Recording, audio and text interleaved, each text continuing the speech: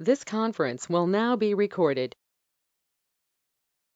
Hello and welcome to my presentation about combining the power of computational thermochemistry with the convenience of Python programming.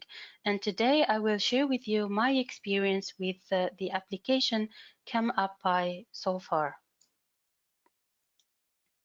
So I will start with shortly introducing my background, and then I will explain why did we decide to use ChemAppPy. Then what we have gained so far from this application, and finally a conclusion. So my background is that I'm a metallurgical engineer and I'm specialized in modeling, control and optimization of metallurgical furnaces.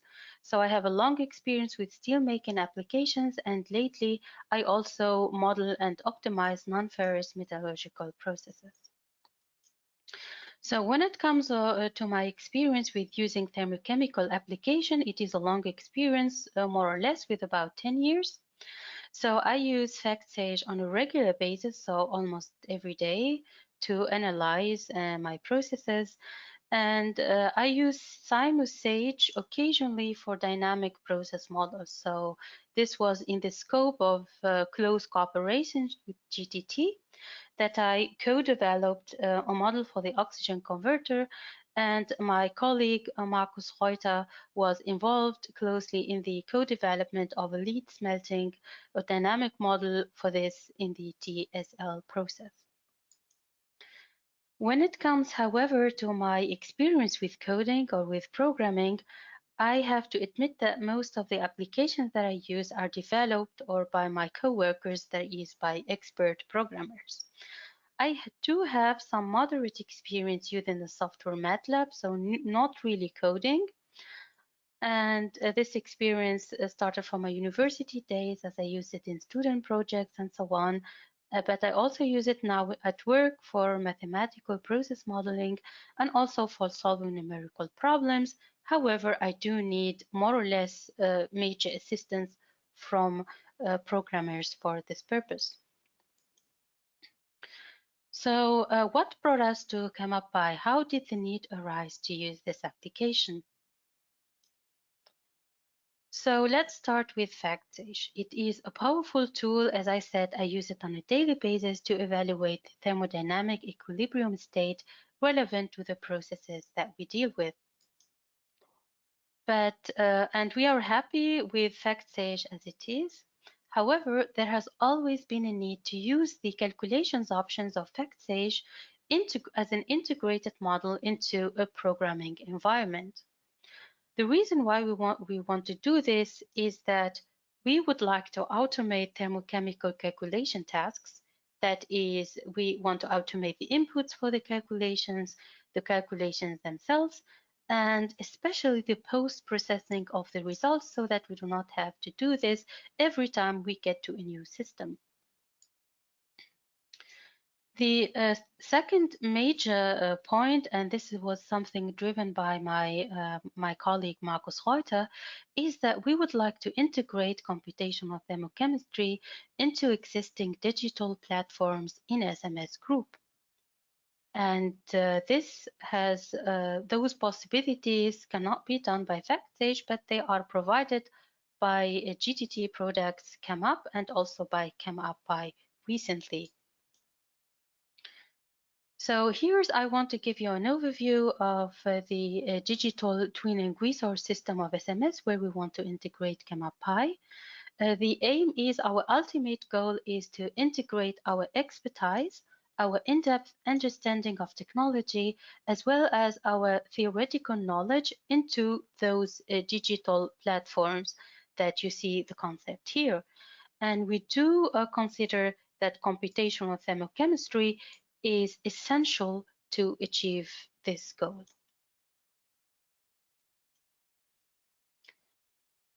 Okay, so those possibilities, as I said, are provided by ChemApp, and ChemApp is a product of GTT. I think that it has been available maybe for 20 years so far. I don't know exactly.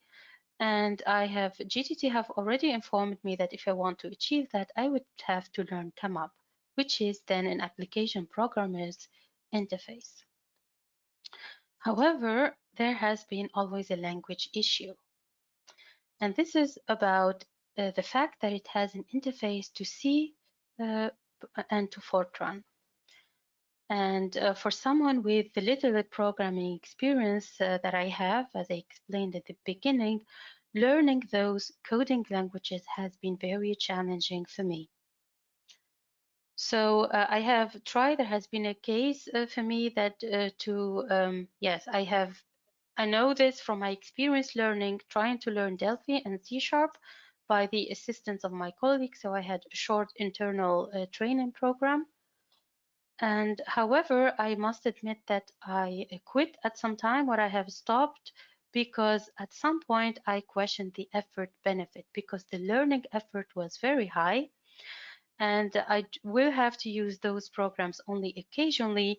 So at some point I have questioned whether it is worth it. So the thing is, every time that I cut the training, so I take a break because I also have other work responsibilities to work on, starting over after or continuing after 1 week felt for me as if I'm starting all over again. And it was not intuitive, it was difficult to master, but that was my personal experience coming from the non-programming side or world. So I have confided this problem to many of my colleagues and also to scientists and engineers. And I have heard this on several occasions that Python is a much easier to learn coding language, and I was encouraged to learn it as an alternative to those more complicated coding languages. Okay, so the moment that ChemAppPy became commercially available, and I think that was quite a couple of years ago, I saw which have made ChemApp, so the same ChemApp functionality available in a Python environment. I saw as this the chance for me to achieve those goals. And I've actually, at the beginning, I thought that only the ChemApp functions are available in ChemAppPy, but just that the Python environment is there. However, I found out that the original functions in ChemApp are now grouped into few classes, which are easier to remember and work with. So it has made the learning process and also the working with ChemApp easier. So you can see here, we do only have some few classes here: thermochemical system, equilibrium calculation, stream calculation, and you can already guess what those classes can do from the designation.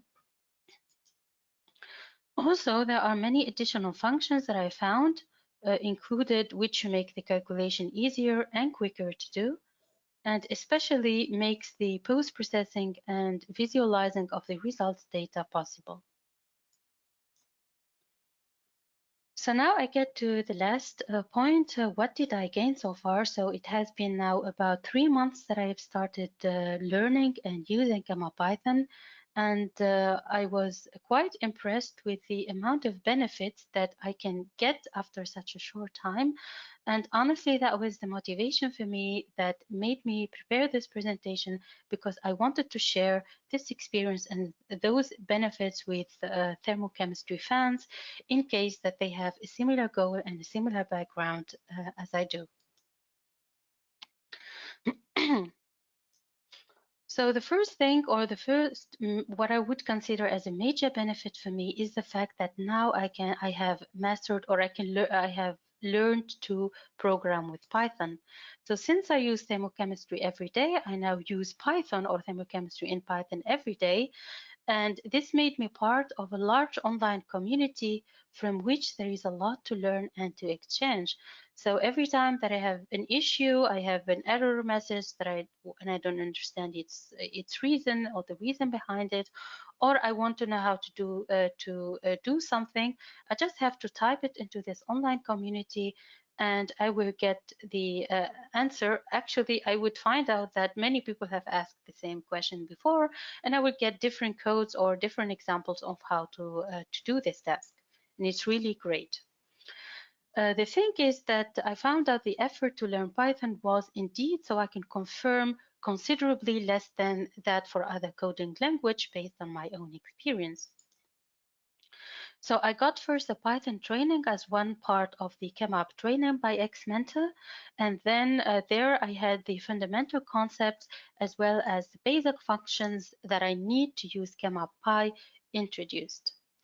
But afterwards, of course, I have to learn this by myself. So the training introduces this, gives you the examples that you have to go through to learn the basic functions and what you need to do, similar to FactSage.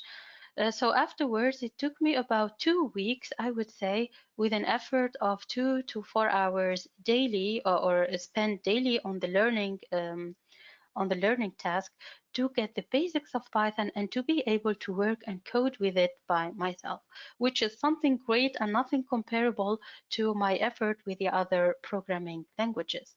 And it was important for me that I cannot spend a whole day learning Python, but some days I get 1 hour, sometimes two, a maximum four, because I have other working responsibilities to accomplish parallelly.